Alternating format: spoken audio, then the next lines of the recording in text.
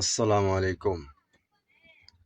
যারা আব্দুল হান্নান মাসুদ ভাইকে নিয়ে ফেসবুকে উল্টাপাল্টা কমেন্ট করতেছেন, বিশেষ করে তারা ভিডিওটা দেখেন, দেখলে আপনাদের চোখ খুলে যাবে। ধন্যবাদ আপনাদের সবাইকে। আমাদের হচ্ছে আমি আমি স্যার আপনাকে বারবার ডিস্টার্ব করতে যাচ্ছি এই কারণেই। আমাদের হচ্ছে কি জানেন স্যার, একটা রুগী পার করতে হইলে হাতে করে স্যালাইনের ধরে পার করতে হয়, একটা স্যালাইনের পার করতে হয়। মানে খুব করুণ অবস্থা। বাংলাদেশের বুকে যে এরকম ফিলিস্তিনের মতো কোন একটা গাজা উপত্যকার মতো কোন উপত্যকা আছে, এটা আমার হাতিয়া। মানে রুগী টুগির ক্ষেত্রে সব জায়গায়।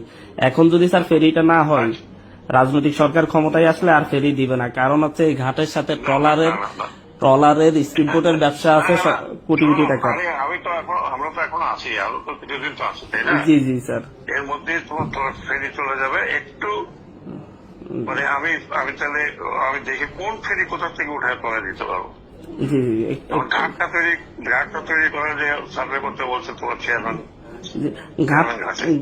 ঘাটের জন্য স্যার একটা চিঠি আপনারা অর্থ মন্ত্রণালয়ে দিচ্ছেন, 28 কোটি টাকা বরাদ্দ চেয়ে।